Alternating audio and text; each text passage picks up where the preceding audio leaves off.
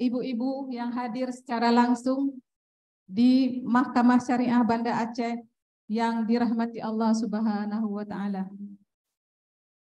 Marilah kita mulai acara ini dengan sama-sama kita membaca basmalah. Bismillahirrahmanirrahim.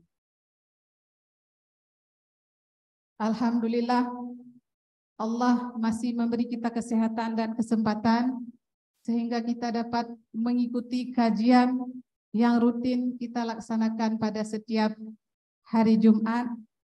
Semoga Allah nanti sesuai dengan mari kita niatkan untuk menuntut ilmu. Semoga Allah nanti akan mudahkan memberikan amal ibadah kepada kita di akhirat kelak. Kemudian kita sapa rekan-rekan yang hadir via Zoom.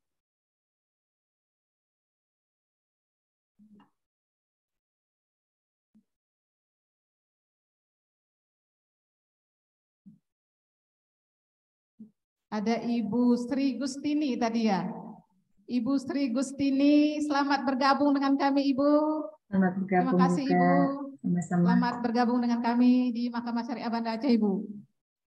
Kemudian marilah terlebih dahulu kita dengarkan kata-kata sambutan dari Ibu Wakil Ketua Mahkamah Syariah Banda Aceh kepada Ibu Fauziati SAG MAG, kami persilakan. Bismillahirrahmanirrahim. Assalamualaikum warahmatullahi wabarakatuh. Alhamdulillahirabbil alamin wa bihi nasta'in ala umuri dunya waddin. Asyhadu an la ilaha illallah wa asyhadu anna Muhammadan abduhu wa rasuluh la nabiyya ba'da. Puji syukur kehadiran Allah, salawat dan salam kepada Rasulullah sallallahu alaihi wasallam.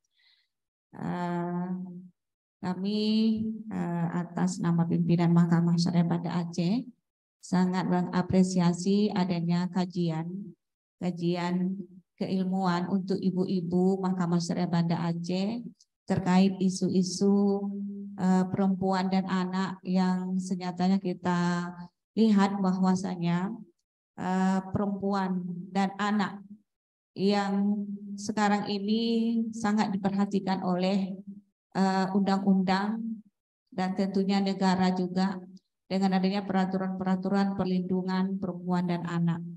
Oleh karena itu kajian ini bertujuan agar seluruh ibu-ibu yang ada di Aceh tahu bagaimana cara kita untuk memperkuat dan memperdayakan perempuan dan anak, karena merupakan dua makhluk ini adalah makhluk hamba Allah yang sebenarnya harus dijaga dan harus diselamatkan.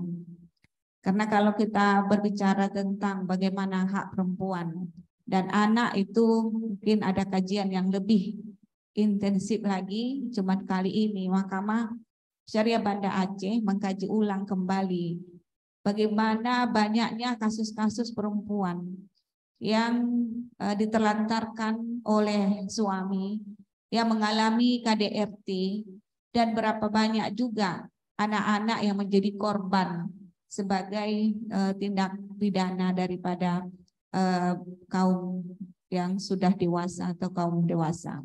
Jadi oleh karena itu dengan adanya kajian-kajian seperti ini, mudah-mudahan ibu-ibu yang berada di Mahkamah Syariah Banda Aceh khususnya maupun ibu-ibu yang berada di luar daripada Mahkamah Syariah Banda Aceh ini, ibu-ibu yang ada di Provinsi Aceh, ayo bergabung bersama Mahkamah Syariah Banda Aceh dalam memperdayakan perempuan dan memperdayakan anak sebagai tunas harapan bangsa. Barangkali demikian yang dapat saya sampaikan. Selamat dan sukses untuk panitia pengurus pengkajian Musallam Mahkamah Syariah Banda Aceh ini. Semoga ke depan acara ini lebih sukses lagi. Billahi taufik wa hidayah. Wassalamualaikum warahmatullahi wabarakatuh. Waalaikumsalam warahmatullahi wabarakatuh. Selanjutnya kajian dan diskusi dengan tema isu aktual perempuan dan anak di Kota Banda Aceh, solusi dan jawaban. yang akan disampaikan oleh Ibu narasumber, yaitu Ibu Rizda Zuraida SE. Kepada Ibu kami persilakan.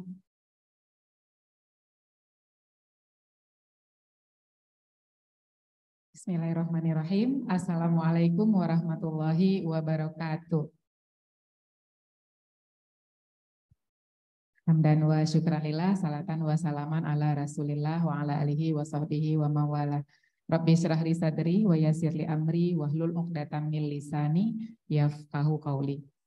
Puji dan syukur tentu saja tidak henti-hentinya kita panjatkan kehadirat Allah Subhanahu wa taala atas limpahan rahmat dan karunia-Nya. Alhamdulillah siang hari ini, siang yang berbahagia ini, siang yang sejuk ini ya, kita diberikan kesempatan, diberikan kesehatan dan usia tentu saja oleh Allah Subhanahu wa taala untuk dapat bertemu bersilaturahim di mushola yang sangat berbahagia ini. Selanjutnya selawat beriring salam kita sampaikan kepada satu-satunya manusia yang paling pantas dijadikan uswah dan tauladan, Nabi besar Muhammad sallallahu alaihi wasallam. Karena apa yang beliau perjuangkan, apa yang beliau dakwahkan, kita bisa merasakan bagaimana beriman dan berislam dalam suasana yang sangat nyaman seperti hari ini. Kaum perempuan, kaum ibu diberikan kesempatan seluas-luasnya untuk meningkatkan kapasitas dirinya, untuk berkarya dan bermanfaat untuk sesama. Seperti yang kita laksanakan pada hari ini, luar biasa, kami sangat apresiasi sekali apa yang dilakukan oleh Mahkamah Syariah Kota Banda Aceh, bagaimana meningkatkan kapasitas aparatur atau SDM dengan kajian-kajian yang tentu saja dapat menambah wawasan dan meningkatkan kinerja di dalam bertugas di mahkamah. Yang kami hormati Ibu Wakil Ketua Mahkamah, Ibu Fauziati, beserta jajaran dan seluruh kawan-kawan, Sri Kandi ya sebutnya, saya baca di list atau di rekapan jadwal kajian itu, ini kajian Sri Kandi, luar biasa ya. Jadi memang perempuan Aceh itu identik dengan Sri Kandi ya, walaupun mungkin ada yang bukan dari Aceh di sini tapi sudah menetap di Aceh, insya Allah sudah menjadi Sri Kandi Aceh yang juga ikut berkontribusi memajukan atau berbuat baik dengan karya-karyanya untuk Aceh, khususnya tentu saja untuk anak-anak kita dan keluarga, seperti itu.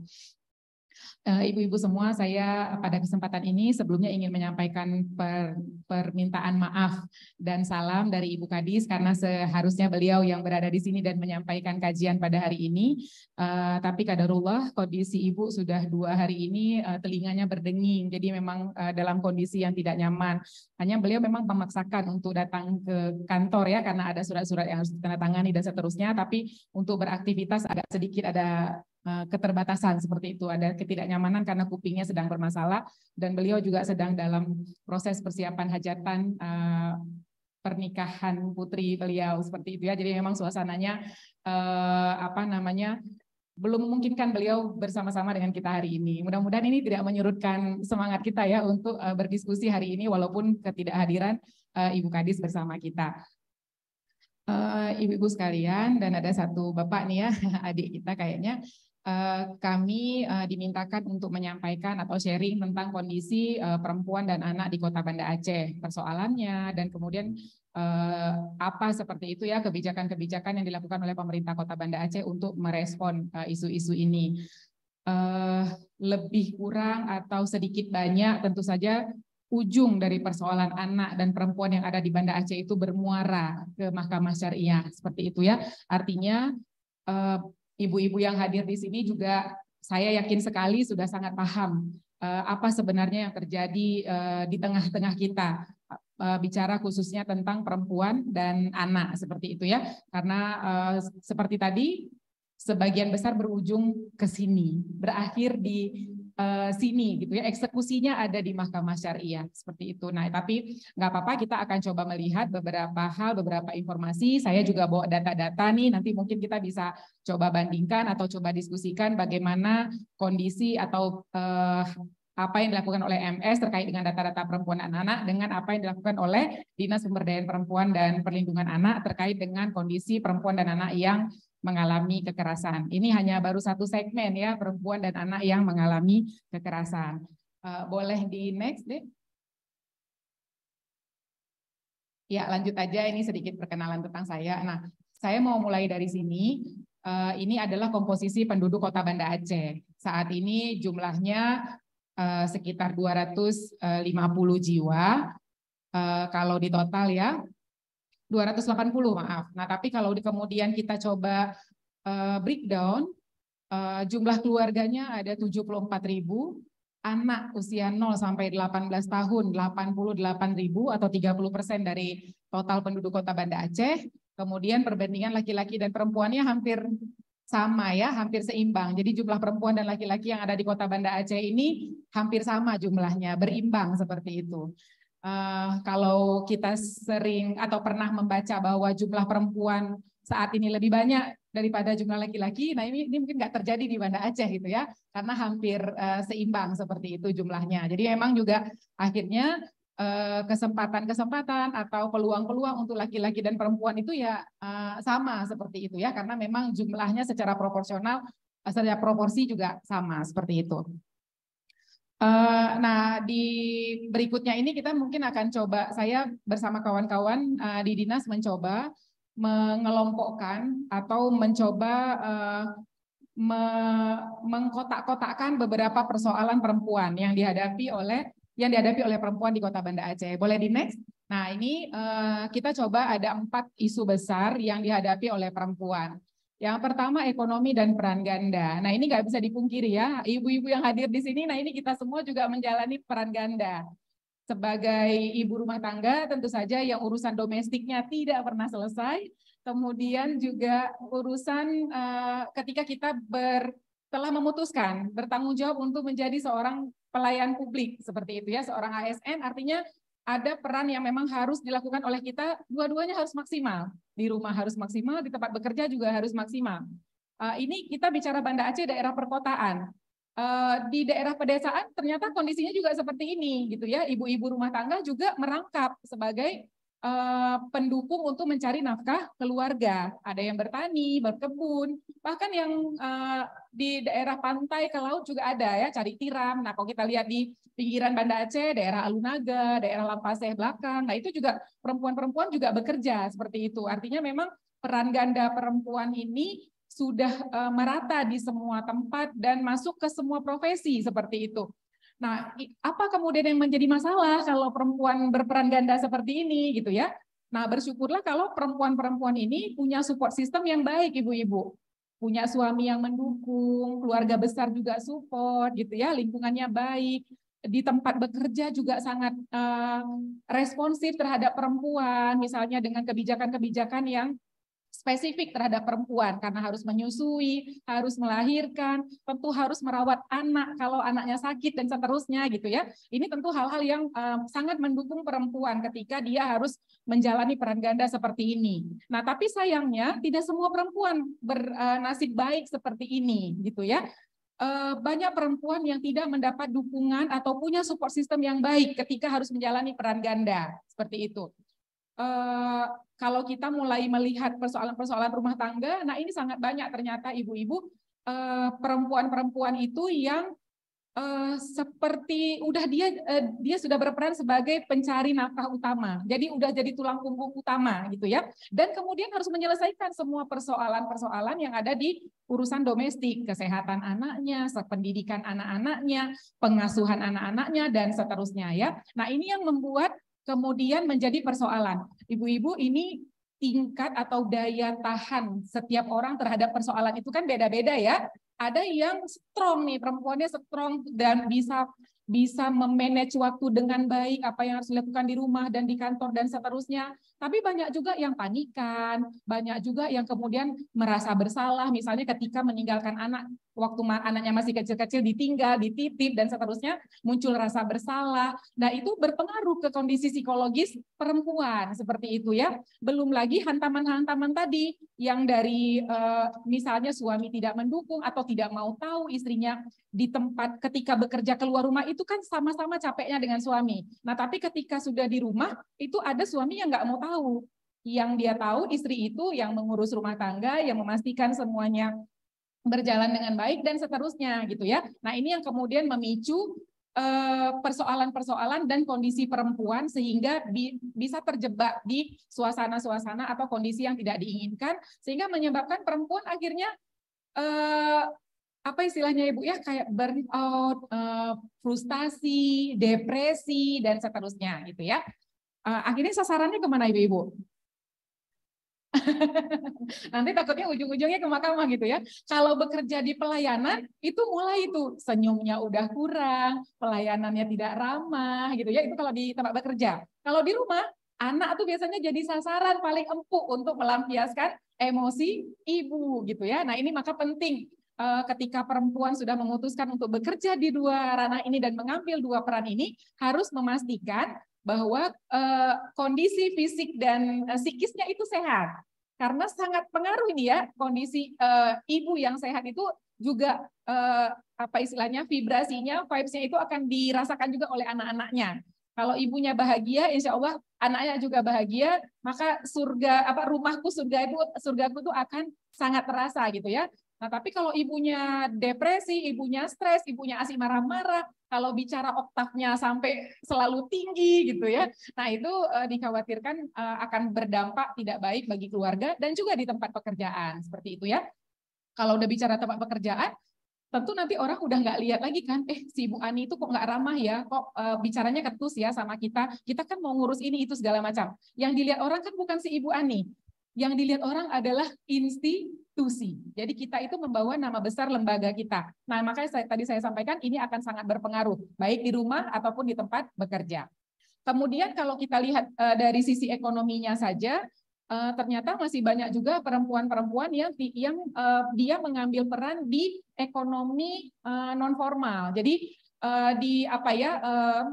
Kalau kita bilang itu misalnya ya seperti berdagang, jualan online, seperti itu ya punya usaha sendiri gitu. Nah ini juga ternyata perempuan sekarang itu sangat-sangat kreatif. Jadi jiwa atau keinginan perempuan untuk berdaya itu sangat kuat gitu ya. Daya juang perempuan itu sangat kuat untuk memastikan keluarganya itu terpenuhi semua kebutuhannya seperti itu. Maka kadang perempuan itu mati-matian ya bekerja untuk bisa membantu atau mensupport keluarganya. Tapi sayangnya memang kebijakan-kebijakan itu belum semua berpihak kepada perempuan-perempuan yang ada di sektor informal ini, misalnya UMKM gitu ya, yang rasanya punya kemampuan, punya peluang, tapi kesempatannya tidak ada. Misalnya produknya ya gitu-gitu aja. Mungkin kita lihat ya dari saya kecil waktu SD ada seorang perempuan yang kerjaannya itu jual tahu atau apa di pasar gitu. Nah sampai kita udah sebesar ini, sedewasa ini, beliau itu masih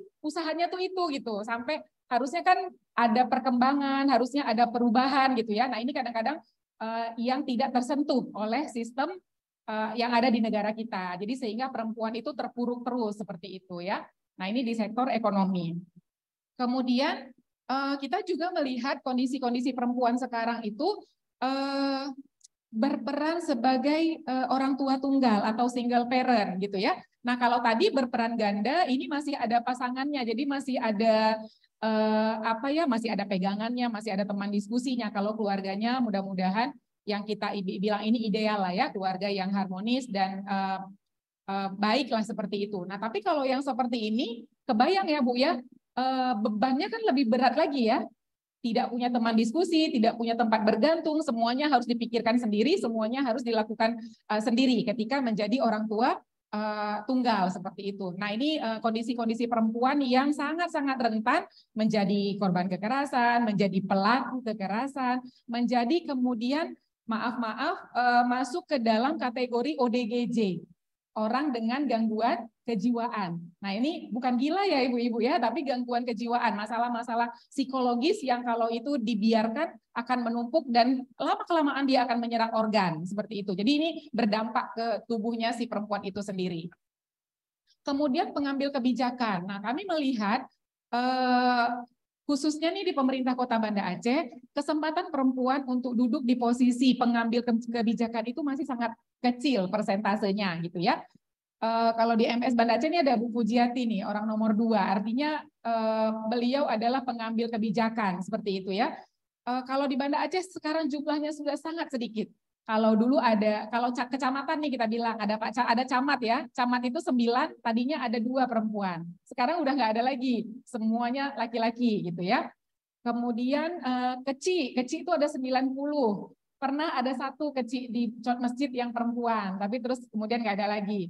Kemudian kalau kita bicara dinas di bawah pemerintah Kota Banda Aceh, ada 44 dinas yang pejabat perempuannya itu hanya tinggal 3.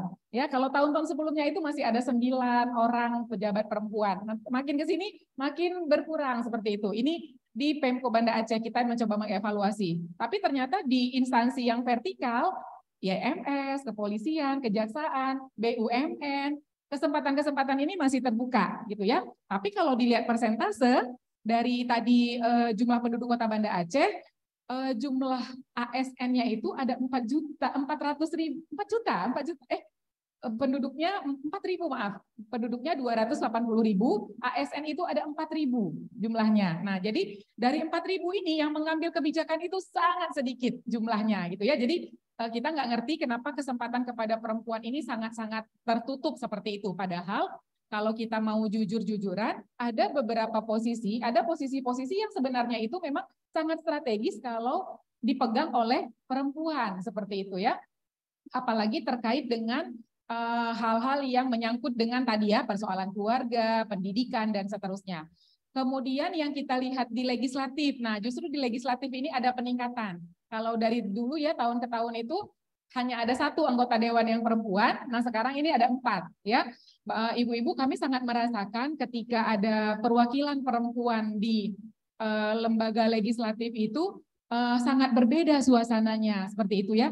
Jadi ketika kita menyampaikan persoalan-persoalan perempuan, persoalan-persoalan anak, persoalan-persoalan keluarga, ini sangat beda gitu ya auranya. Kita mendapat dukungan lebih karena ada semacam apa ya, merasa seperjuangan seperti itu.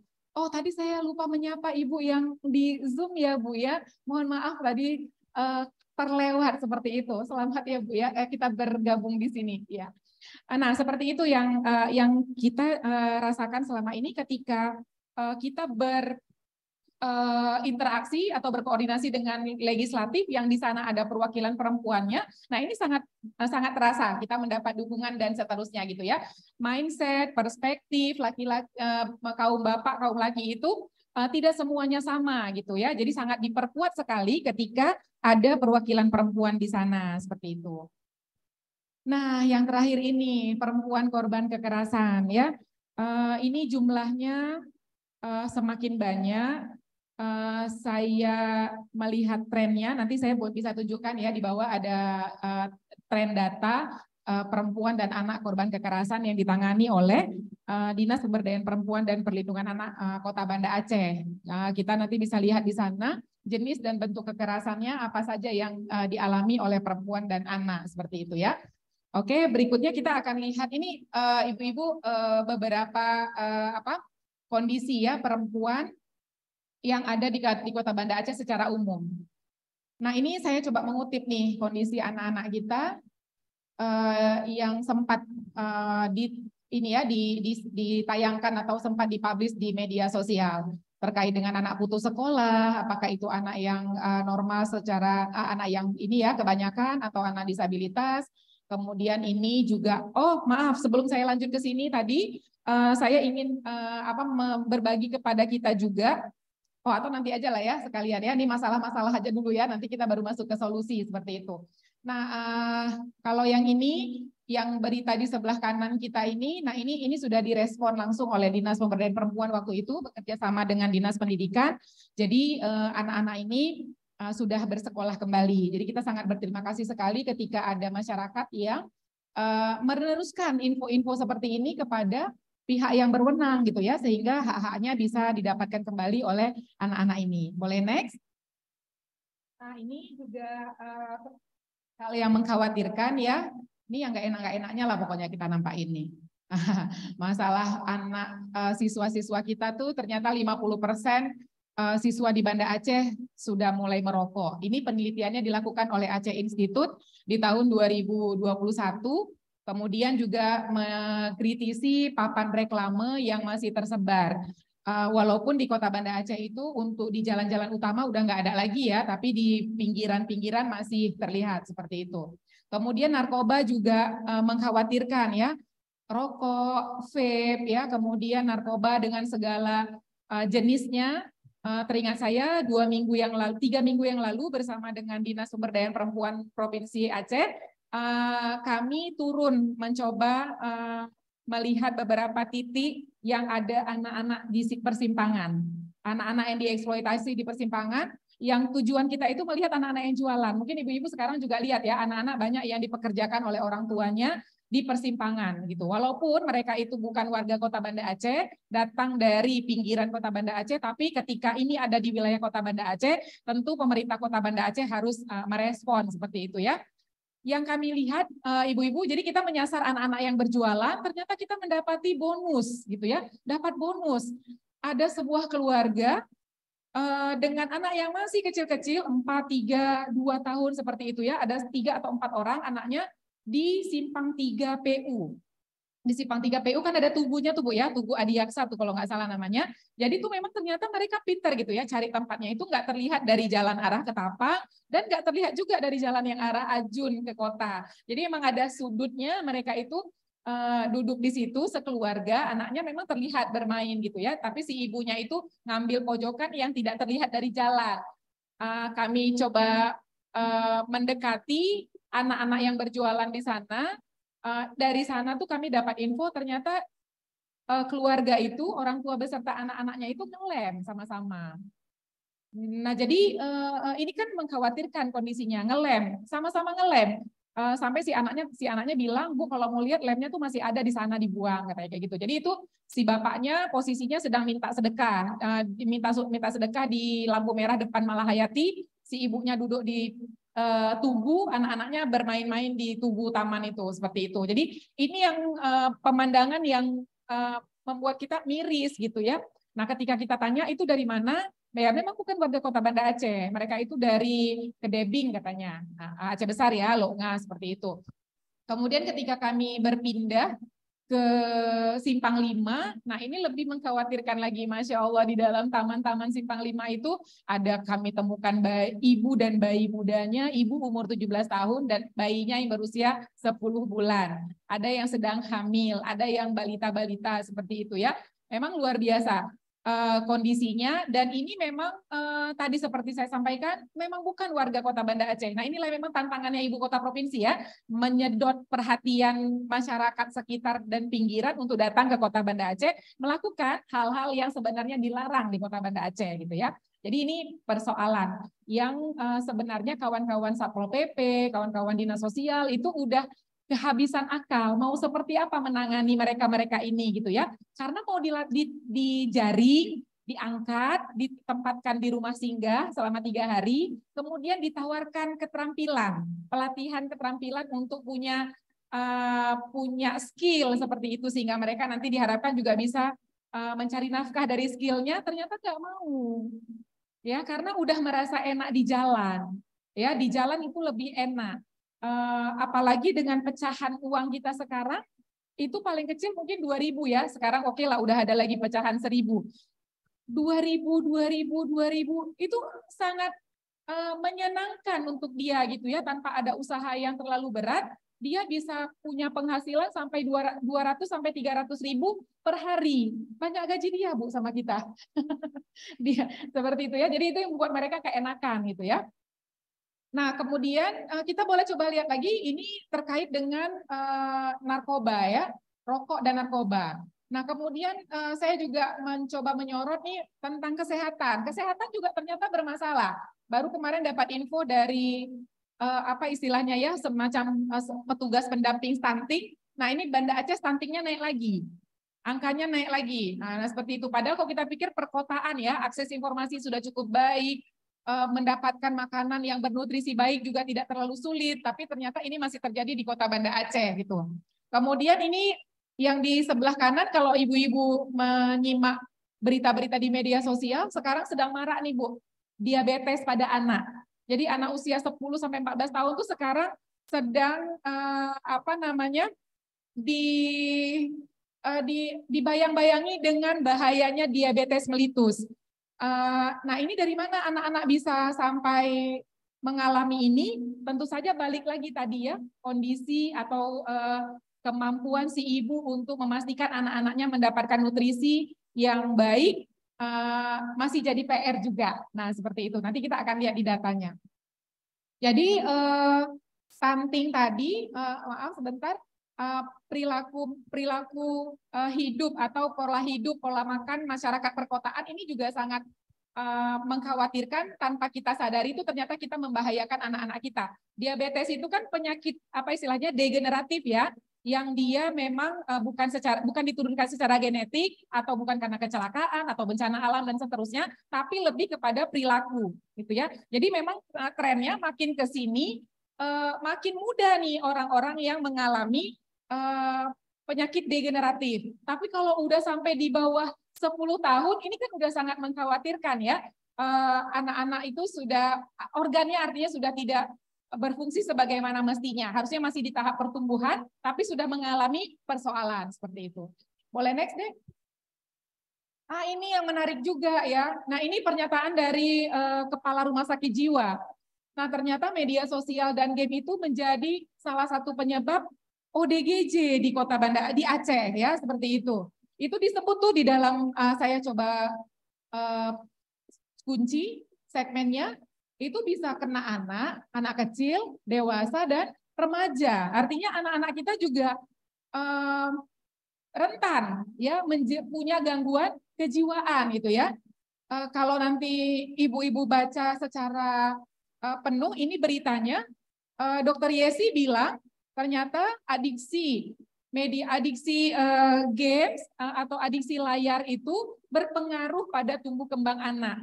Dan orang dewasa ternyata gitu ya, dan orang dewasa tanpa disadari gitu.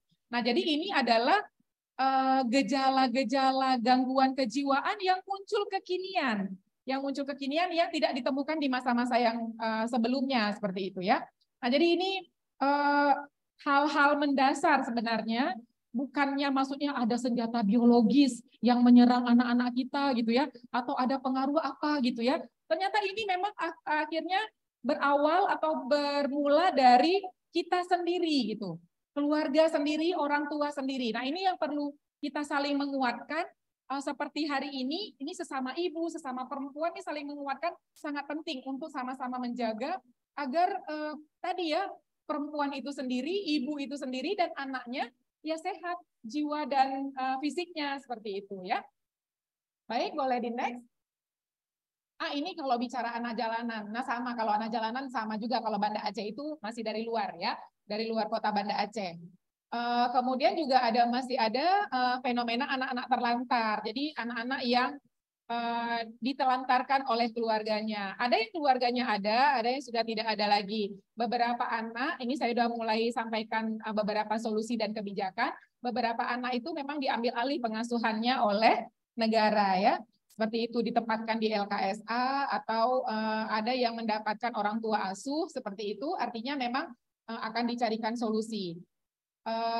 Kemudian untuk tadi perempuan-perempuan yang mengalami yang butuh ya, sebenarnya butuh dukungan dengan beban berat yang dibawa di pundak perempuan-perempuan itu. Nah, pemerintah Kota Banda Aceh itu sebenarnya sudah menyediakan fasilitasnya untuk untuk perempuan ini bisa dibantu untuk diselesaikan persoalan-persoalan yang mungkin nggak tahu gitu, kenapa aku kayak gini gitu ya, kenapa kok hidup rasanya berat gitu, kenapa anak saya seperti ini, kenapa keluarga saya seperti ini. Nah, pemerintah Kota Banda Aceh menyediakan fasilitasnya untuk ibu, perempuan, keluarga boleh berkonsultasi dan seterusnya. Dan ini pun kita sudah bekerja sama ya dengan MS, namanya Pusat Pembelajaran Keluarga. Dan ini sudah ada kerjasamanya dengan Mahkamah Syariah, tapi baru untuk perempuan yang berhadapan dengan hukum ya, perempuan dan anak berhadapan dengan hukum. Nah, bagaimana dengan kita-kita yang merasa baik-baik saja mungkin ya, tapi sebenarnya ternyata banyak hal-hal yang membuat kita tidak nyaman menjalani rutinitas kita. Karena kan Bu, banyak orang yang sama kayak apa istilahnya, kayak sel kanker. Dia itu baru terdeteksi ketika udah stadium udah akut, udah baru terdeteksi. Sama juga dengan kesehatan mental. Biasanya tuh kayak gitu.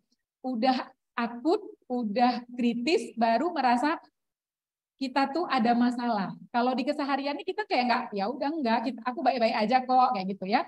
Ternyata memang butuh ada sesi-sesi untuk rilis, untuk mengeluarkan emosi-emosi yang tertahan di dalam diri kita itu pada, ini padanya nih harus dipastikan gitu ya, jangan salah mengeluarkan emosi tadi, luapan emosi. Kalau salah-salah nanti itu malah menjadi gosip, malah menjadi konsumsi orang lain gitu ya. Kita harus menyampaikannya kepada profesional yang tentu saja bisa memberikan solusi kepada kita seperti itu ya. Jadi di Puspaga ada 2 orang konselor dan 2 orang psikolog yang boleh diakses oleh kita semua sebelum kita mengalami persoalan yang lebih berat gitu ya. Jadi memastikan saja pun boleh seperti itu. Misalnya kok sekarang susah tidur ya gitu ya, kok sekarang badannya mulai kebas-kebas ya gitu-gitu ya. Nah, jangan pernah lupa bahwa fisik itu saling berkaitan dengan psikis, jadi saling mempengaruhi gitu ya. Kadang-kadang kondisi psikis mempengaruhi organ, kadang-kadang juga organ yang mempengaruhi psikis. Sama kayak ini Bu, nah ini belum lanjut jadinya ya, kayak ibu-ibu tahu GERD ya, salah satu persoalan lambung GERD. Nah, GERD itu kan persoalan lambung, tapi ternyata dia menyerang fisik kita. Kita tuh jadi anxiety, jadi merasa cemas berlebihan, kita itu jadi nggak bisa tidur, kita itu jadi takut, khawatir yang berlebihan, dan seterusnya. Itu karena persoalan lambung, gitu ya. Nah, jadi maka tadi fisik dan psikis itu saling berkaitan, seperti itu. Jadi apa yang kita masukkan ke dalam lambung kita itu ternyata dia juga berpengaruh kepada kejiwaan kita. Oke, boleh di next. Ini kemana-mana nih kalau perempuan udah bicara ya. dari urusan ekonomi nanti masuk dapur ya, masuk kemana-mana nih kalau perempuan. Ya. Nah, kalau untuk anak kami coba kelompokkan nih. Nah, ini tadi yang dihadapi anak-anak kita ya. Untuk di pendidikannya masih ada anak putus sekolah, di sekolah pun bullying luar biasa gitu ya.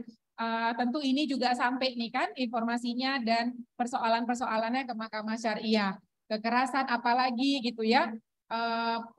Kekerasan yang dialami anak-anak di sekolah juga luar biasa. Sekarang makin ke sini kita makin kayak nggak masuk akal ya, dilakukannya oleh tenaga pendidik pula, oleh guru, oleh ustadz.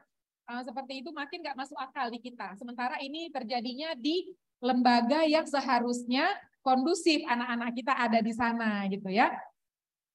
Ibu-ibu ada yang anaknya di pondok? Ada? Ada Bu ya? Anaknya di pondok? Ada. Khawatir nggak Bu anaknya di pondok? Khawatir ya? Dengan berita-berita yang kita dengar dan seterusnya. Apa Bu yang bisa kita lakukan untuk anak-anak kita yang sekarang ada jauh di luar jangkauan kita? Ini udah sedikit-sedikit bicara solusi juga ya Bu ya. Artinya kita kan nggak mungkin memastikan anak-anak kita itu ada di dalam, kita nggak mungkin mensterilkan lingkungan anak kita. Sekarang aja hari ini kita duduk di sini, anak kita kan nggak sama kita. Atau ibu mungkin punya chip ya, pasang di anaknya, sambungkan ke GPS, jadi sekarang tahu nih anaknya lagi bicara sama siapa, lagi ngapain, lagi berinteraksi dengan siapa. Nggak bisa ya Bu ya. Nah jadi memang yang harus kita lakukan adalah memastikan anak-anak kita itu kuat imunnya. Karena nggak bisa disterilkan lingkungannya. Yang bisa dilakukan adalah imunnya dikuatkan, gitu ya. Imunnya dikuatkan sehingga ketika dia mengalami persoalan, ketika dia mengalami ancaman-ancaman, potensi-potensi yang membahayakan, dia punya tameng, dia punya perisai. Oh, mama bilang tuh kayak gini. Oh, ayah bilang kalau ada begini tuh harus kayak gini. Oh, mama bilang, jadi dia punya nilai-nilai, punya batasan-batasan yang dia pegang, gitu ya. Maka kenapa sekarang banyak anak yang menjadi korban bully? Nah, nanti kita akan lihat ya, Bu ya. Bagaimana pola asuh itu, peran keluarga itu sangat berpengaruh kepada anak-anak sehingga dia rentan jadi korban kekerasan, gitu ya. Kita selesaikan ini dulu ya. Ini tadi kesehatan kita udah lihat. Nah, speech delay kalau ibu-ibu pernah tahu, keterlambatan berbicara. Ini juga disabilitas yang muncul kekinian karena layar. Jadi anak di bawah 2 tahun yang sudah terbiasa dengan layar, kan banyak ya Bu ya. Ibu-ibu merasa sangat terbantu dengan ini kan, dengan layar. Bersihin rumah, masak, segala macam selesai. Kalau anaknya dikasih ini, nggak rewel sama sekali ya kan. Tapi ternyata tanpa disadari oleh ibu dan keluarga, muncul persoalan di anak. Karena anak terstimulasi satu arah, dia hanya melihat layar dan tidak ada stimulasi timbal balik, sehingga anak tidak terstimulasi tumbuh kembangnya, termasuk belajar berkomunikasi dan berbicara. Maka muncullah anak-anak dengan kondisi speech delay, keterlambatan berbicara. Nah, ini saya dapatkan informasinya juga dari salah seorang kawan yang mengelola PAUD inklusi. Makin ke sini, makin banyak orang tua yang mengantarkan anaknya dengan kondisi speech delay. Karena tadi ini, di bawah 2 tahun sudah sangat intens, frekuensi berinteraksi dengan layarnya sangat tinggi. Jadi memang kemudian stimulasi hal-hal yang lainnya menjadi terlupakan seperti itu ya. Memang kesannya anaknya jadi metuah kan, anaknya nggak rewel, nggak tantrum, karena selalu dicekokin sama ini. Tangan aja, bukan tangan aja, benda ajaib lah ini ya. Mau jatuh, mau terantok, mau apa dikasih ini, pokoknya mekap dia langsung diam dan kita bisa melanjutkan pekerjaan yang lain dengan tenang seperti itu ya. Kemudian diabetes tadi kita udah. Nah, adiksi layar tadi itu yang kita sampaikan ya. Adiksi layar ini juga berpengaruh ketika anak sudah mulai remaja tadi ya, kalau tidak ada manajemen apa istilahnya ya, kesepakatan memakai gadget dan seterusnya. Saya rasa ini udah clear lah ya, kalau di ibu-ibu di sini pasti sudah khatam nih masalah yang kayak gini. Nah, kemudian untuk masalah sosial anak. Nah, ini yang kita ingin cermati. Saya baru aja nih Bu, belum selesai interview lewat WA dengan salah satu media terkait dengan perkawinan usia anak. Yang kemarin dipublish ya Bu ya, Aceh Besar ya. Karena Aceh Besar kemarin Pak naik beritanya 54 anak mengajukan dispensasi kawin di Aceh Besar, langsung nih media-media langsung telepon ke Dinas Pemberdayaan Perempuan selaku yang memang menjadi dinas koordinatif ya untuk persoalan ini. Walaupun sebenarnya isu ini tidak mungkin diselesaikan hanya oleh Dinas Pemberdayaan Perempuan dan Perlindungan Anak. Karena ini tadi ya, aspeknya saja sudah sangat banyak. Pendidikan, kesehatan, sosial. Kita bicara pendidikan, ada pendidikan agama di sana, bagaimana menguatkan fondasi, tauhid, akidah, anak dan keluarga, dan seterusnya gitu ya. Ada Dinas Syariat Islam yang sangat berperan, majelis ulama, majelis adat gitu ya. Dari kesehatan juga sama, bagaimana anak-anak sekarang agar tidak terjebak di dalam seks bebas, apakah dia paham tentang kesehatan reproduksi tubuhnya, apa yang terjadi dengan tubuhnya ketika dia tidak tahu batasan-batasan pergaulan antara laki-laki dan perempuan. Apa konsekuensinya seorang anak laki-laki yang sudah mimpi basah dan seorang anak perempuan yang sudah menstruasi, kemudian bertemu alat kelaminnya. Nah, bisa jadi mereka nggak tahu apa konsekuensinya, sehingga mereka merasakan ini hal yang wajar. Orang di sini banyak kok, kami udah sering lihat, kan kami juga pengen coba. Ya, nah ini yang dilakukan oleh industri pornografi, bekerja mengatur alurnya sesuai dengan cara kerja otak.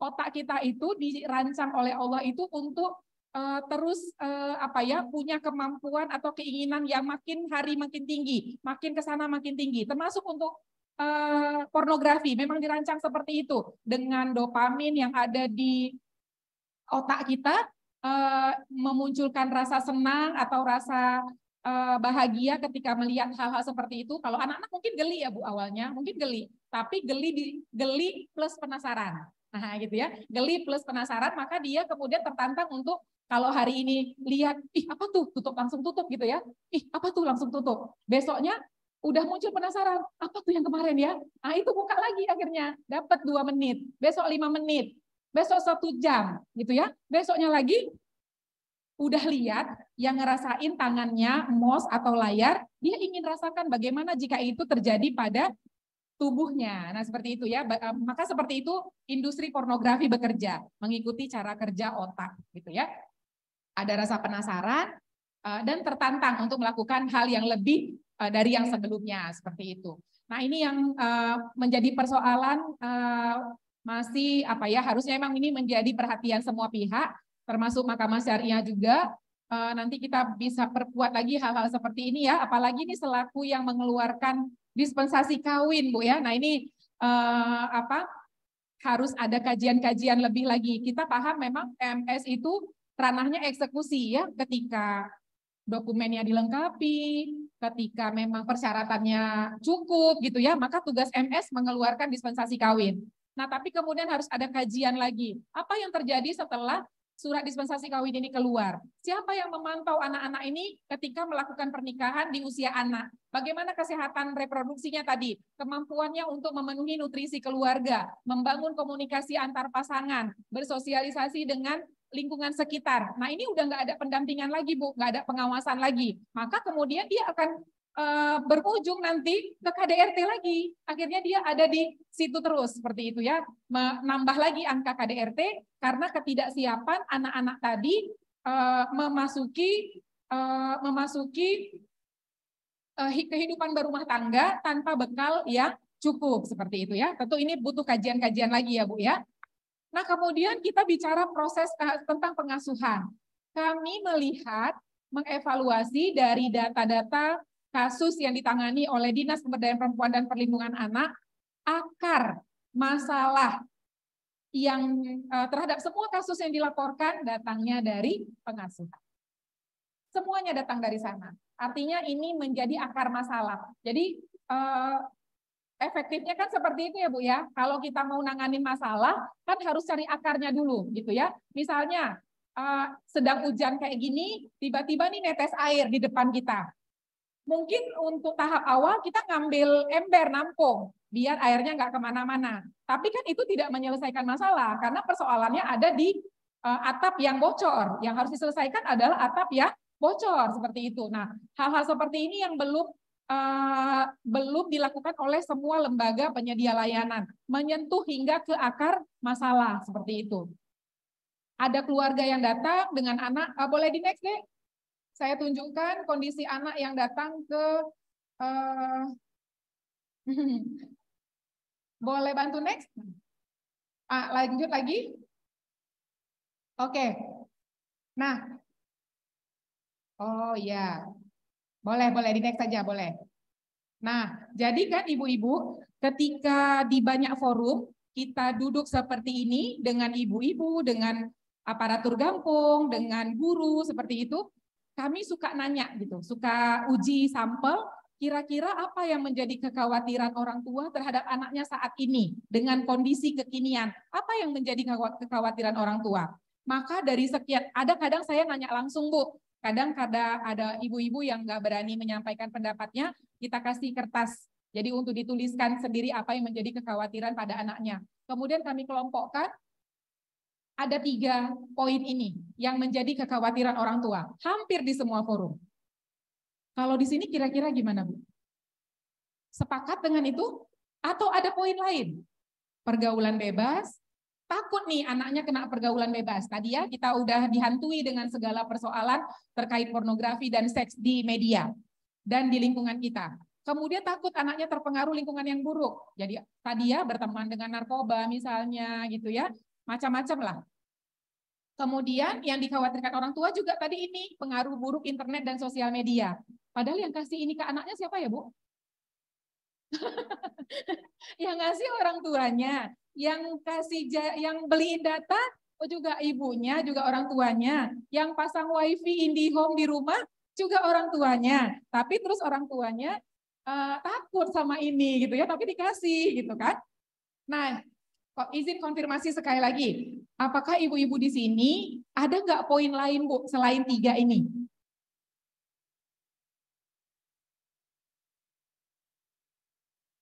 Sepakat dengan ini?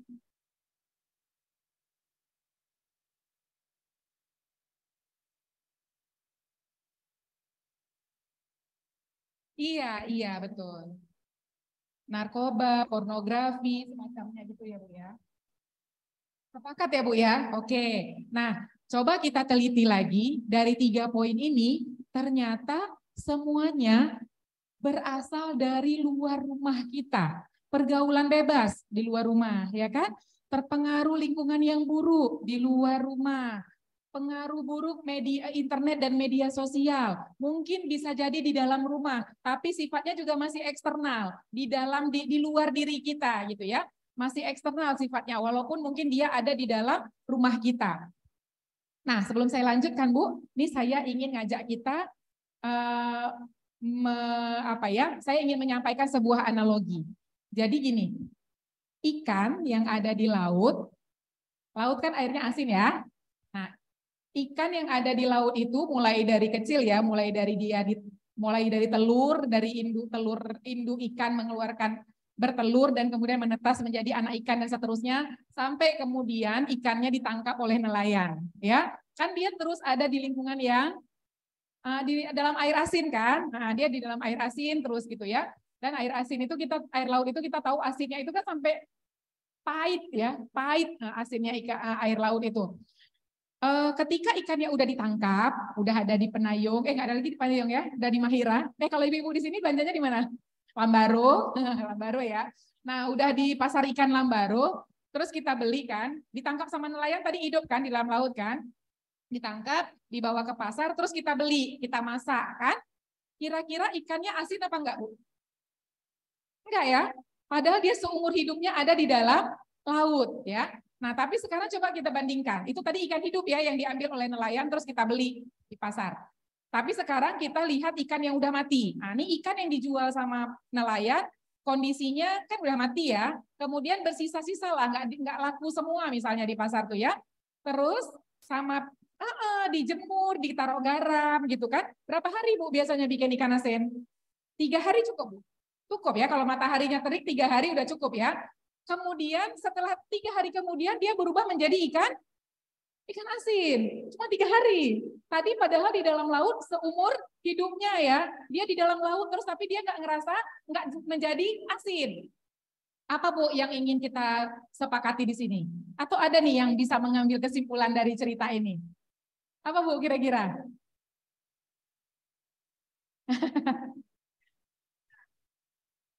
Ikannya tidak terpengaruh oleh air laut. Kenapa Bu kira-kira?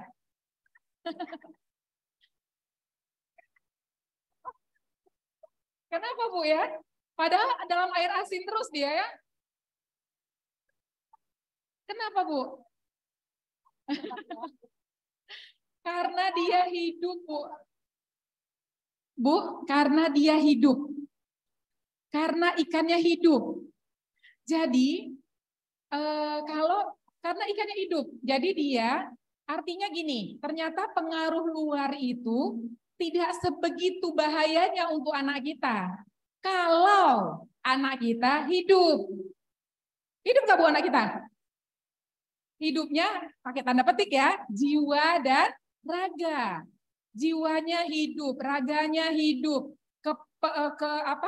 kebutuhan jiwanya terpenuhi, kasih sayang, sentuhan, perhatian, cinta orang tua, dan seterusnya itu didapat oleh anak kita, sehingga hidup jiwanya, maka insya Allah, anak kita itu ketika dia keluar, nggak semudah itu terpengaruh oleh lingkungan buruk. Nah, jadi kita kan suka tuh gitu ya, anak saya semenjak sekolah di situ udah bandel kali lah, gitu ya. Yang salah siapa? Sekolah yang salah ya. Semenjak berkawan sama anak bapak tuh, anak saya udah ngomong kasar sekarang, gitu ya. Yang salah siapa? Anak bapak itu, ya kan? Nah, jadi seperti itu kondisinya sekarang. Padahal Bu, kalau anak kita tadi hidup jiwa dan raganya dari dalam rumah, seperti yang tadi di awal saya sampaikan, anak itu akan punya tameng, anak itu akan punya filter, anak itu akan punya kemampuan menimbang-nimbang ketika dia keluar.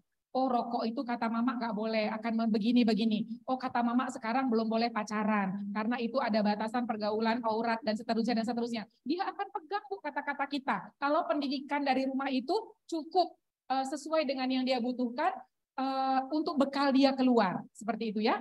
Nah, tapi kalau ikan asin kayak tadi Bu, kalau nggak kuat dari dalam rumah, ya melempem, udah mati, ya taruh garam 2 hari langsung jadi ikan asin. Ya kan? Nah, kayak gitu anak kita. Kalau dia di rumah asin, di rumah dimarah-marahin, dibanding-bandingkan, dibully, di rumah dibully dan seterusnya, diabaikan gitu ya. Terus dibiarkan dengan layar dan seterusnya. Jadi wajar Bu kalau anak kita keluar diajak coba merokok, ayo, dicoba nonton pornografi, oke, diajak pergi ke sana, ayo silakan gitu ya. Dikasih vape cobain, mau gitu. Jadi itu anak kita. Kalau dia tidak kuat dari rumah, kayak ikan asin. Nah, jadi ini yang harus kita perkuat. Maka tadi ini sangat sesuai dengan evaluasi kita kawan-kawan di unit layanan bahwa ternyata benar akar persoalan sehingga anak menjadi korban kekerasan, mungkin juga menjadi pelaku kekerasan, ya karena memang tidak karena anak bermasalah dari rumah seperti itu ya. Boleh di next? Ini sampai jam berapa ya Bu? Pada hampir selesai ya. Nah, ini kondisi anaknya Bu yang datang ke yang datang ke kita. Tidak percaya diri, mudah berkonflik dengan teman. Nah ini unik nih, karena ini biasanya anak-anak yang di rumahnya dikerasin. Jadi di rumahnya itu ayah dan ibunya punya kata-kata ini, password gitu ya. Kalau udah keluar kata-kata pokoknya, nah itu ya, pokoknya, nah mama bilang ini pokoknya, nah, kalau udah keluar pokoknya tuh udahlah ya. Anak biasanya akan menarik diri. Alah, capek kita ngomong nanti apa kata mama juga, apa kata ayah juga gitu ya. Nah, karena dia nggak berani melawan orang tua, maka dia akan mencari relasi kuasa yang lebih rendah daripada dia di luar. Ya, ini anak-anak seperti ini. Kemudian, ini juga tidak mampu membuat pilihan dan keputusan. Ini tadi Bu yang saya sampaikan. Padahal harusnya dia tahu itu nggak boleh. Tapi dia nggak mampu Bu, karena nggak dibiasakan dan tidak dilatih untuk membuat keputusan. Jadi mudah sekali terombang-ambing, mudah sekali terpengaruh oleh lingkungan yang ada di luar gitu ya. Kemudian ini juga kita temukan anak-anak yang sangat-sangat tertutup, tertekan dan nggak fokus. Kemudian kehilangan sosok ayah. Nah ini juga satu hal yang urgen ya ketika ayah tidak terlibat di dalam pengasuhan. Kemudian anak-anak menjadi kehilangan semangat dan motivasi. Ini sangat terlihat di anak-anak, makanya jadi malas sekolah, lebih senang di jalan, lebih senang hura-hura, tidak mau diajak untuk terlibat di dalam aktivitas yang positif dan seterusnya. Boleh di next, ini kondisi anaknya. Kemudian dampaknya nih udah jelas ya, pendidikannya terhambat, sebagian besar nggak mau sekolah, terlibat seks bebas karena tadi ya menikah muda, berujungnya KDRT dan menjadi korban kekerasan. Sama Bu, kayak mungkin ini semua tahu ya informasi kasus sodomi yang sedang kita tangani sekarang, yang sekarang banding. Saya coba Bu menyusuri bagaimana pengasuhan dua anak ini di dalam keluarganya. Terbukti ada di salah satu jenis pola asuh yang yang sudah diidentifikasi oleh para ahli pengasuhan ya. Boleh di next nih. Nih, jadi kan ada nih bentuk-bentuk pengasuhan. Nah, anak-anak korban kita itu langsung terlihat. Nah, untuk yang tadi korban sodomi 2 orang itu, saya coba cek ke kawan-kawan pendamping dan psikolog. Mana nih? Ternyata terbukti anaknya itu ada di nomor 1. Ayahnya tuh keras, otoriter. Jadi dia itu tidak biasa membantah. Kan saya tanya sama pendampingnya, kok dia nggak bilang enggak waktu kawan ayahnya itu, ini semua kita tahu Bu ya tentang ini kan. Kenapa dia nggak bisa nolak waktu diajak melakukan itu? Dia jawabannya tahu nggak Bu? Om itu kawan ayah saya. Jadi dia itu sama kayak ayah saya. Saya kalau sama ayah, apa yang ayah bilang itulah dia yang saya lakukan. Jadi seperti itu Bu, rapuhnya anak kita ketika dia dididik tidak sesuai dengan aspek tumbuh kembangnya. Untuk kasus-kasus yang lain kami juga menemukan ternyata apa yang dialami oleh anak-anak dan juga perempuan dewasa ternyata akar masalahnya adalah pengasuhan. Seperti itu. Jadi memang kita harus kembali ke akarnya, cari tahu sumber masalahnya. Nah ini saya sangat berharap DP3A dan MS ini bisa menemukan lagi Bu ya formula-formula kerjasama sehingga kita bisa menyasar sampai ke sana. Saya juga kemarin di penandatangan MOU kebetulan nggak bisa hadir karena kurang sehat. Saya juga lihat Bapak Kepala Dinas Syariat Islam hadir, Ustaz Ridwan ya hadir di penandatanganan MOU. Mudah-mudahan ini juga kita bisa kolaborasi ya dengan Dinas Syariat Islam. Mereka punya punya juru dakwah hingga ke kampung-kampung gitu ya. Karena saya pikirkan Bu Fauziati gini, sosialisasi tentang pengasuhan dan pola asuh itu saya merasa udah nggak cukup lagi Bu. Soalnya yang saya lihat setiap ada sosialisasi pola asuh yang hadir pasti ibu-ibu. Yang hadir itu pasti perempuan. Saya yakin sekali ibu-ibu ini ketika mendengar 1 jam, 2 jam sosialisasi seperti ini, tidak punya lagi kemampuan untuk menyampaikan hal yang sama kepada suaminya, kepada ayahnya. Nggak berdaya dia untuk melakukan itu. Jadi ini kayak sia-sia. Dengar hanya untuk dirasakan sendiri tanpa dia bisa kemudian mencoba mengaplikasikan apa yang informasi yang didapat untuk perbaikan-perbaikan di dalam keluarganya. Nah, saya terpikir Bu, bagaimana nih kita coba lakukan? Nggak bisa lagi sosialisasi. Mungkin harus ada sebuah pendekatan baru ya. Mungkin seperti mentoring atau coaching. Jadi ada orang-orang yang ditunjuk menjadi pendamping keluarga. Benar-benar dikupas Bu, caranya orang tua ini menghadapi anak balita seperti apa, anak remaja seperti apa, komunikasi ibu dan ayah itu bagaimana, konsistensinya terhadap hal-hal dan nilai-nilai yang nanti akan berpengaruh pada pengasuhan anak itu seperti apa. Harus ada pendampingan. Karena sekolah jadi orang tua ini nggak ada sekolahnya kan Bu ya, menjadi orang tua itu nggak ada sekolahnya. Nah apalagi di beberapa masyarakat kita, termasuk Kota Banda Aceh nih, menganggap bahwa apa istilahnya ya, nanti jet gedro, sesuatu ya alamiah, jet gedro, nanti semua orang akan bisa melakukan itu. Pokoknya kalau udah nikah, punya anak, jet gedro lah turuji, nah gitu ya, menganggap seperti itu. Padahal kalau kita sekarang mau jujur-jujuran, kalau kita sekarang mau jujurlah pada diri sendiri, zamannya aja udah sangat-sangat beda ya. Kita kecil dulu, orang tua kita mendidik kita dengan sekarang tantangan kita mendidik anak kita, kan sudah sangat berbeda. Orang tua kita dulu mungkin banyak melakukan hal-hal yang tidak sepatutnya. Kita mungkin dulu, saya jujur aja, orang tua saya juga termasuk yang keras. Kalau belajar ngaji sama bapak dulu tuh sampai nangis-nangis gitu ya. Tapi ngerasain sekarang efek dampaknya gitu ya. Ternyata kita memang ditempa seperti itu menjadi kuat karakternya seperti itu. Tapi ternyata hal-hal seperti itu tidak semuanya bisa kita adopsi plek-ketiplek di anak kita. Ya, dulu kita kalau dimarahin, kan dulu orang tua kita nggak punya saingan Bu, nggak ada internet, nggak ada media sosial, orang tua kita nggak punya saingan. Setelah kita dikasih nasihat, setelah kita mungkin pola asuhnya memang agak keras dan seterusnya, kita nggak punya pilihan, ya udah di rumah aja, udah dimarahin ya udah gitu kan. Ini emang orang tua kita terima gitu. Tapi sekarang Bu, kalau kita memperlakukan anak-anak kita seperti itu, nggak ditelantarkan, diabaikan, dibanding-bandingkan, kacau Bu. Di sini itu seluas dunia ya seperti dunia seluas ini, anak kita bisa datang kemana aja, bertemu siapa aja, berteman dengan siapa aja gitu kan. Kita punya saingan sekarang. Kalau kita nggak tahu bagaimana cara memperlakukan anak kita sesuai dengan kebutuhan karena karakter anak itu berbeda-beda, nah ini siap-siap aja kita akan punya saingan, anak kita akan lepas dari genggaman kita, seperti itu. Nah ini yang tantangan-tantangan seperti ini yang tadi nggak bisa lagi pakai untuk jet gedro, nggak bisa lagi gitu ya. Ini intermezzo Bu ya, intermezzo. Saya dapat dari video YouTube-nya Dr. Aisyah Dahlan. Beliau juga sangat fokus sekali dengan pengasuhan kan. Jadi beliau tuh menyampaikan seperti ini ya, apa hubungannya pola asuh pengasuhan orang tua dengan teknologi, apa korelasinya gitu ya.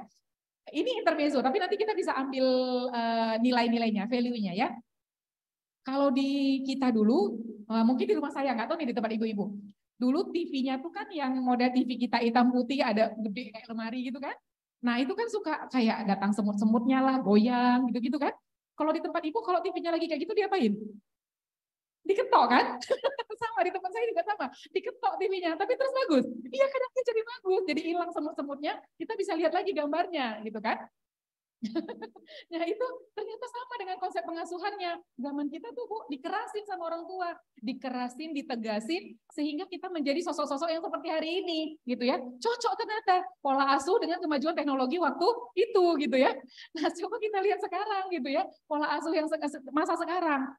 Alat-alat teknologi elektronik seperti ini ya, HP, tablet, LCD seperti itu, laptop ya.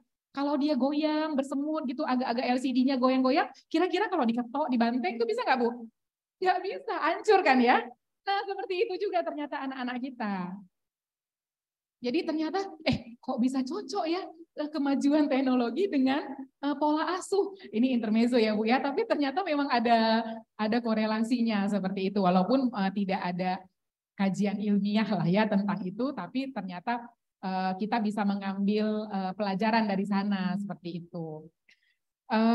Intinya kan Bu, dari persoalan tadi ini saya memang agak sedikit terabaikan kalau yang perempuan, karena memang selalu fokusnya tuh ke anak dan pengasuhan gitu Bu ya. Jadi masalah perempuan tadi agak sedikit di awal, kemudian dia hilang gitu ya. Saya ingin menyampaikan atau mengingatkan diri sendiri sebenarnya dan kita semua bahwa sebenarnya tuh kan nggak ada ya orang tua yang tidak sayang sama anaknya. Nggak ada kan Bu ya? Kita pasti semua sepakat, nggak ada orang tua yang nggak sayang sama anaknya. Bahkan maaf kita bilang, hewan pun sayang sama anaknya ya kan? Tapi ternyata faktanya banyak orang tua yang tidak sadar perilakunya berdampak tidak baik pada anak-anaknya. Atas nama sayang tadi ternyata berdampak buruk pada anak-anak kita. Nah, inilah kondisi kita hari ini yang sangat kompleks ya. Kita di rumah, anak kita tinggal sendiri takut, anak kita ke sekolah kita juga takut, anak kita pergi ke sana sama temannya kita juga takut, semua kita takut kan Bu ya. Rasanya emang nggak ada tempat yang aman lagi di muka bumi ini di mana anak kita bisa hidup dengan aman. Bahkan bersama orang tuanya pun tidak aman lagi sekarang ya. Oke, terakhir saya ingin menunjukkan sedikit saja data, boleh deh ke grafik. Boleh. Ini 2 unit layanan tadi ya. Ini solusi yang diberikan oleh pemerintah Kota Banda Aceh. Lanjut lagi, langsung ke data, lagi, ya setelah ini, nah ini yang saya ingin sampaikan sedikit, ini saya hanya menunjukkan tren 3 tahun ya data perempuan dan anak yang mengalami kekerasan dan kasusnya dilaporkan ke Dinas Pemberdayaan Perempuan. Trennya memang ini 2020, 2021, 2022, jadi ini memang tahun-tahun pandemi dan pasca pandemi ya. Sempat naik di 2021 karena itu sudah new normal. Tadinya kita banyak pembatasan-pembatasan, kemudian setelah new normal itu kasusnya naik ya. Kemudian tahun 2022 kemarin sedikit turun gitu ya. Walaupun kita nggak bisa senang juga ini kasusnya turun ya, karena ini kan yang dilaporkan. Kita nggak tahu yang jangan-jangan masih banyak juga yang tidak dilaporkan seperti itu. Tapi kalau benar-benar turun ya kita tentu akan terus menguatkan ya. Ini pola-pola pencegahan, sosialisasi, pembelajaran-pembelajaran seperti ini agar semakin banyak orang tua yang teredukasi. Nah, saya ingin mengajak kita melihat yang di dalam kotak pink, Ibu. Yang di dalam kotak pink itu kami mencoba memisahkan, membreakdown data ini dari ranah kejadiannya. Jadi ada ranah domestik. Domestik itu apa, Bu? Domestik. Ada domestik, ada publik, ada lainnya. Domestik itu kasus-kasus kekerasan yang lingkupnya keluarga. Jadi terjadi antara orang-orang yang punya ikatan, ikatan darah, ikatan perkawinan, ikatan apa lagi? Ya, pokoknya dia keluarga, ya. Kemudian publik dan lainnya. Ibu-ibu bisa lihat dari 3 ranah ini di setiap tahunnya mana Bu yang banyak angkanya? Domestik kan? Semua tahun yang tertinggi adalah angka kekerasan di ranah domestik. Terbuktikan cerita-cerita kita tadi, ternyata memang persoalan-persoalan perempuan dan anak itu adanya dari dalam rumah. Maka kalau dimintakan solusi dari diskusi kita hari ini, kalau dari saya, ayo kembali ke rumah. Muhasabah lagi, introspeksi lagi, tazkiyatun nafs lagi, apa yang udah kita lakukan di dalam rumah sehingga keluarga kita ini semakin hari semakin kuat. Kita tentu lebih baik mencegah ya Bu ya daripada mengobati. Kita daripada nanti sudah menjadi korban seperti ini, sudah menjadi kasus. Mungkin tidak di rumah kita, tapi karena perlakuan kita ternyata anak kita menjadi korban di luar rumah seperti itu ya. Nah, tentu kita tidak menginginkan hal-hal seperti itu. Mungkin seperti itu Ibu-ibu yang dapat saya sampaikan. Ini waktunya juga sangat terbatas ya. Sebentar lagi kita udah menjelang waktu asar. Ini saya kembalikan dulu ke Ibu moderator. Atau saya tutup dulu ya. Ada yang bertanya nggak ya? Ya, saya serahkan ke Ibu moderator kembali. Alhamdulillah Bu telah ya Setelah kita dengarkan pemaparan yang luar biasa oleh Ibu kita, yang memang sehari-hari menangani masalah perempuan dan anak.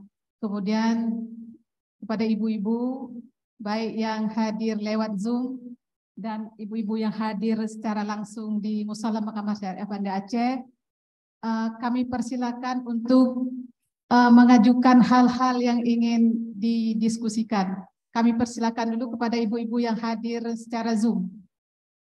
Ibu Sri Gustini, kami persilakan Ibu Sri Gustini. Langsung saja Ibu. Bismillahirrahmanirrahim. Baik, terima kasih untuk Ibu moderator yang hormati Bu Fauzia, wakil, dan juga narasumbernya Bu Rizda. Mohon maaf ya, saya perkenalkan dulu bahwa memang saya sangat konsen di pemberdayaan perempuan dan perlindungan anak, pernah juga di BP3A, dan juga saya punya juga di lembaga PP3M. Jadi konsentrasi kita memang selalu perempuan dan anak. Dan bahkan kami saat ini bergabung juga dalam aliansi yang baru dibentuk, 18 lembaga yang juga akan advokasi tentang perempuan dan anak.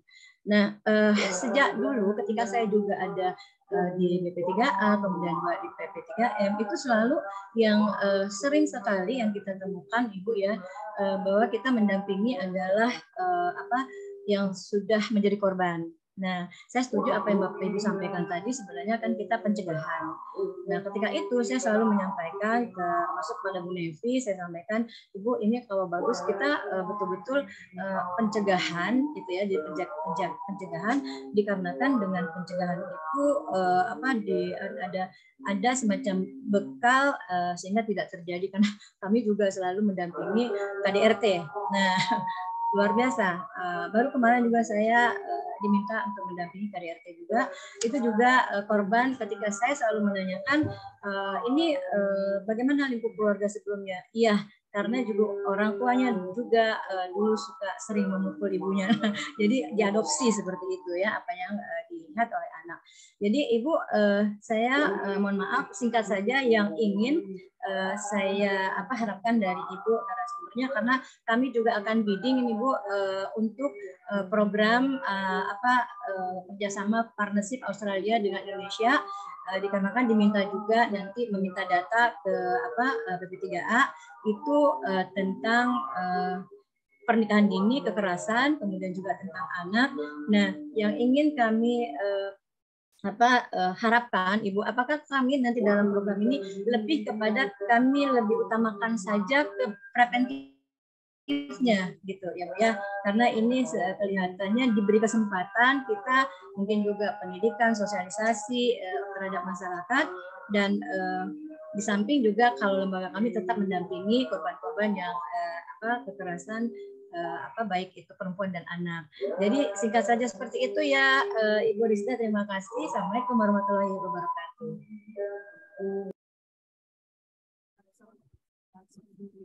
Jawab, langsung ditanggapi.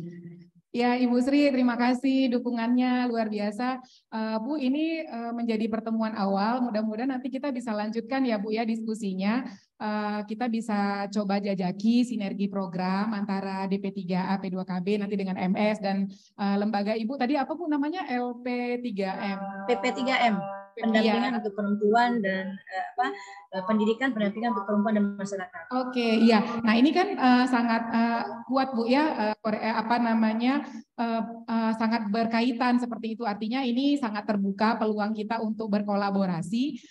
Mudah-mudahan ini setelah ini saya izin nanti mungkin kita bisa bersilaturahmi Bu ya, kami yang ke kantor Ibu atau Ibu yang ke tempat kita, nanti kita bisa diskusikan karena semakin banyak yang peduli, semakin banyak yang bergerak, insya Allah ini akan semakin mempersempit atau memperkecil angka-angka yang tidak kita harapkan. Karena kita sepakat ya Bu ya, pencegahan itu tidak boleh diabaikan dan justru harus semakin dikuatkan seperti itu. Jangan menunggu terjadi, tapi kita sudah harus mengantisipasi di awal. Dan memutus mata rantai tadi Bu ya, orang tua yang sudah terlanjur punya pemahaman yang mungkin belum benar, kita harus putus rantainya, jangan sampai nanti adik-adik yang akan melangsungkan pernikahan melanjutkan pola yang sama. Nah, tentu ini yang ingin kita juga coba jajaki, pendampingan dan bimbingan untuk adik-adik yang akan melangsungkan pernikahan dan akan menjadi membangun keluarga seperti itu.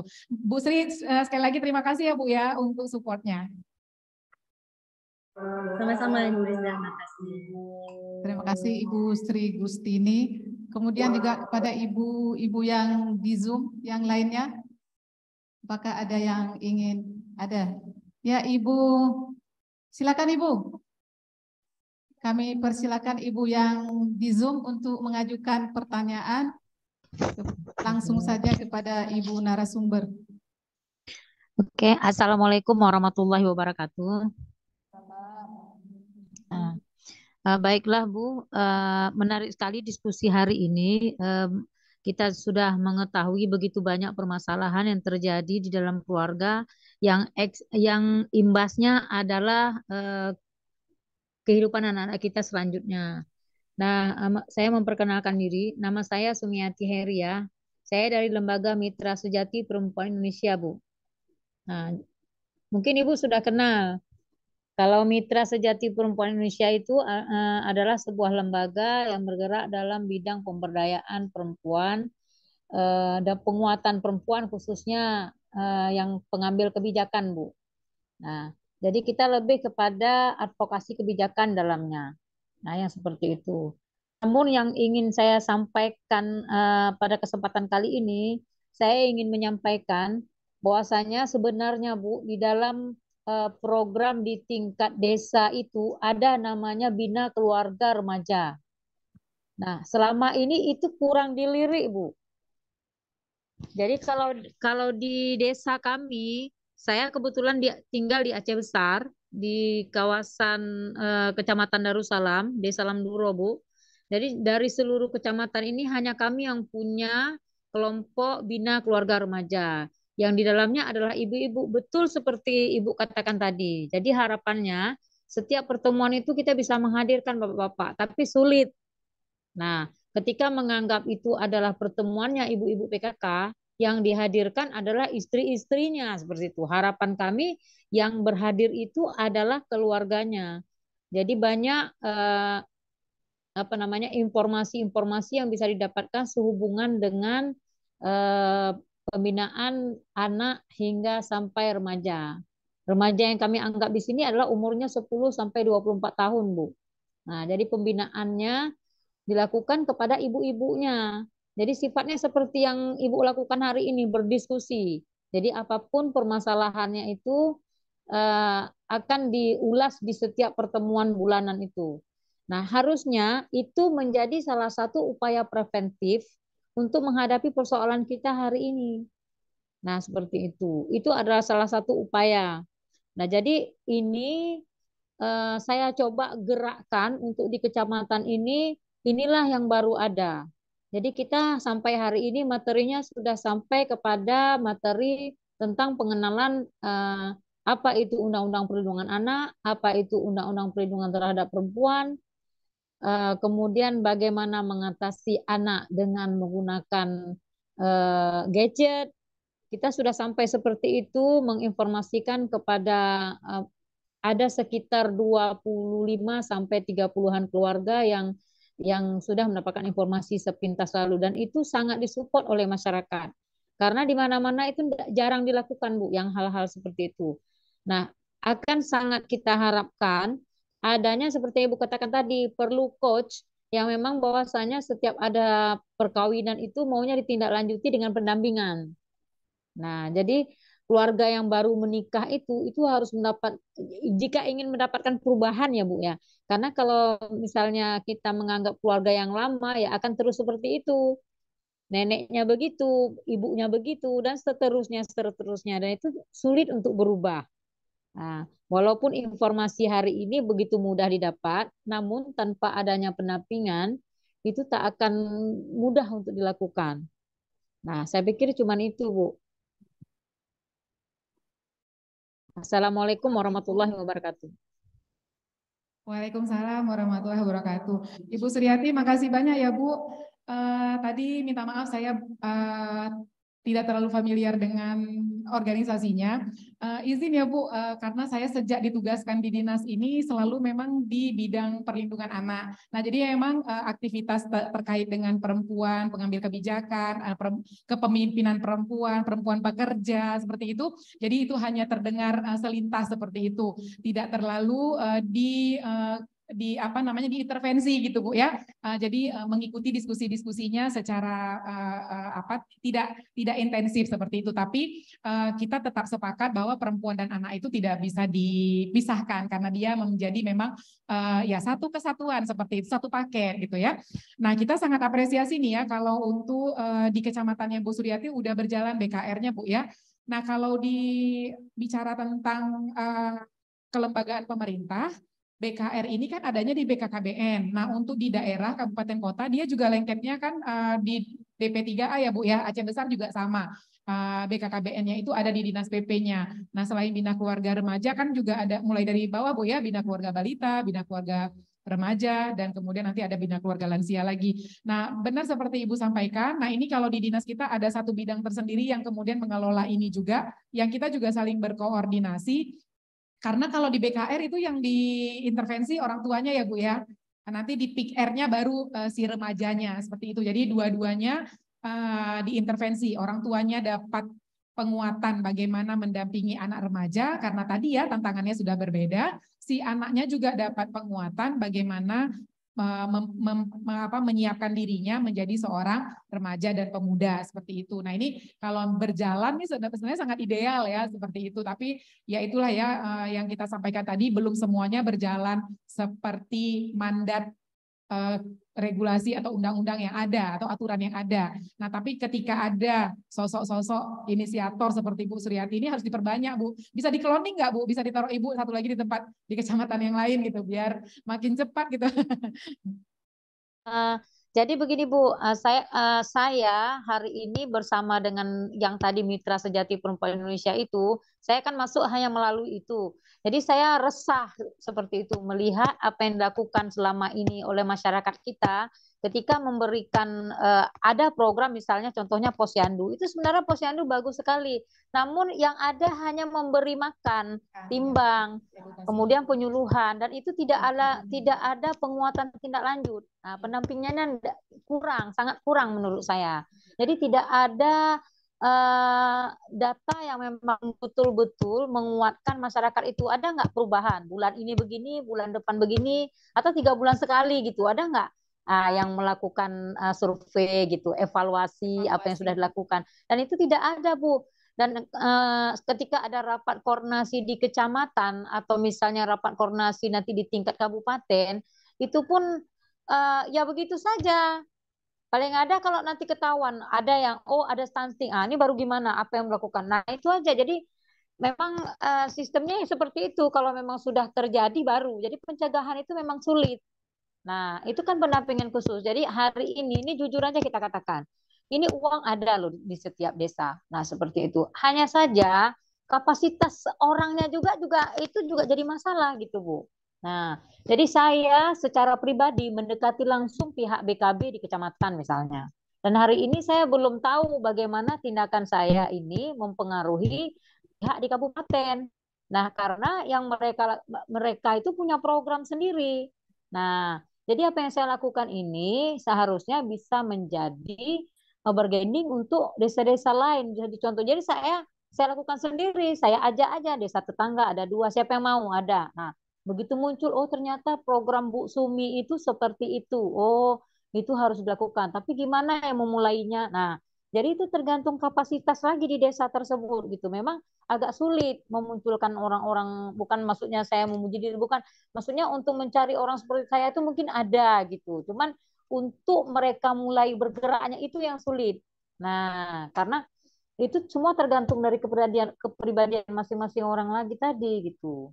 Dengan ibu geci yang selalu berganti, ibu gecinya juga nggak paham dirinya itu mau sebagai apa, itu juga sangat berpengaruh besar di setiap desa.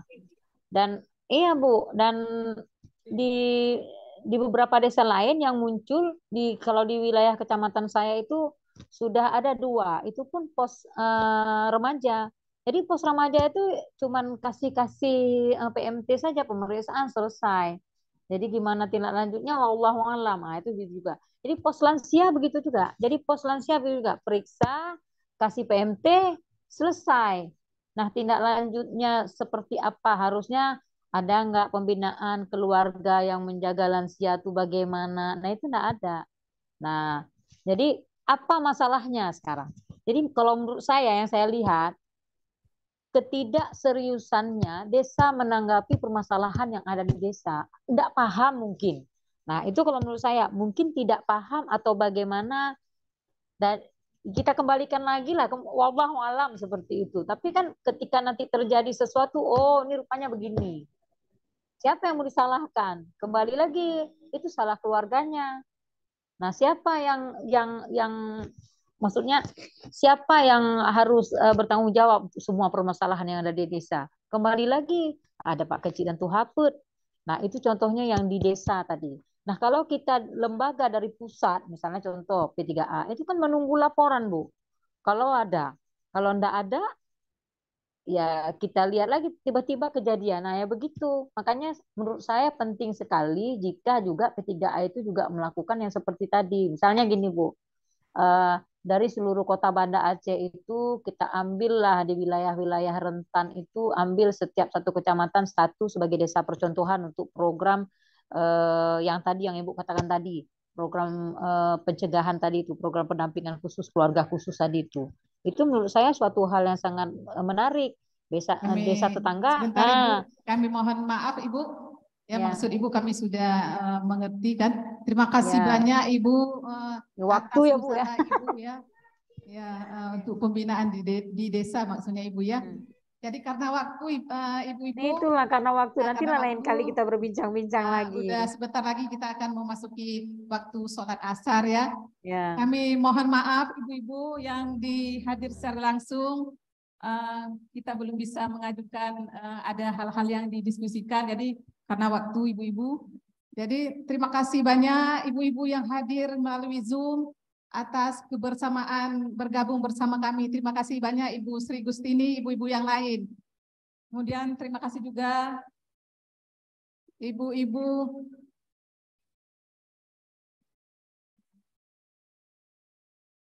ada juga Ibu Heni Nurliana. Apa kabar Ibu?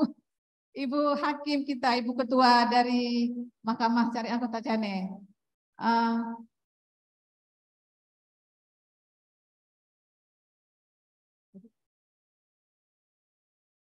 Jadi ini karena penghormatan khusus kepada Ibu Heni, kami menerima tanggapan atau apa saran yang akan diajukan. Silakan Ibu Heni. Ini Ibu Hakim kita di Mahkamah Syariah Kota Cane, Ibu Hakim perempuan juga. Ibu Ketua. Baik. Bismillahirrahmanirrahim. Assalamualaikum warahmatullahi wabarakatuh. Terima kasih atas kesempatan yang diberikan. Saya memang tadi agak videonya ketutup karena ada yang bolak-balik jadi nggak enak ya Bu ya. Mohon maaf sebelumnya.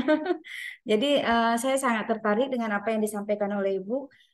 Cuman minta maaf juga saya terlambat masuknya tadi karena di awal saya belum tidak mengikuti dari awal, artinya pembukaan, tapi ketika materi saya sudah masuk dan saya sangat tertarik dengan apa yang Ibu sampaikan, dan ini mungkin kita sebagai ibu bukan hanya sebagai pimpinan ataupun sebagai seorang hakim, tapi saya merasakan saya hari ini sebagai ibu dan apa yang Ibu sampaikan hari ini sangat tersentuh hati saya, dan bisa jadi ini akan kita praktekkan, artinya akan kita lakukan apa yang harus kita tindak lanjuti kepada anak-anak kita.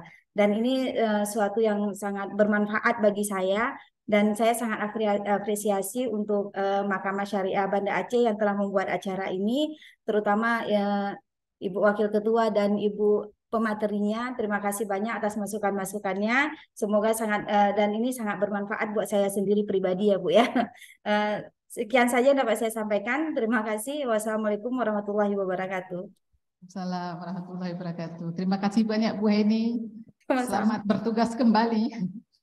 Kemudian karena waktu ibu-ibu, jadi dengan sangat terpaksa acara ini kita sudahi. Banyak hal-hal yang baru yang kita dapatkan dari acara diskusi kita pada hari ini.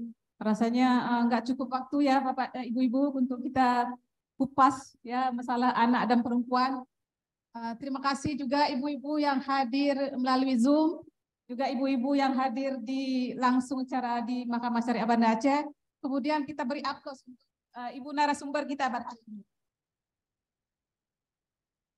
Terima kasih banyak juga kepada ibu narasumber yang telah memberikan kita ilmu baru. Semoga apa yang telah ibu sampaikan dapat kita amalkan dan dapat kita terapkan dalam kehidupan kita sehari-hari.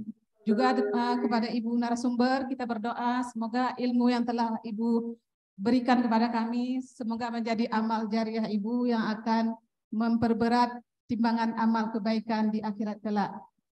Demikian Bapak Ibu, saya selaku pembawa acara pada hari ini mohon maaf atas segala kekurangan dan kekhilafan. Wassalamualaikum warahmatullahi wabarakatuh. Waalaikumsalam warahmatullahi wabarakatuh.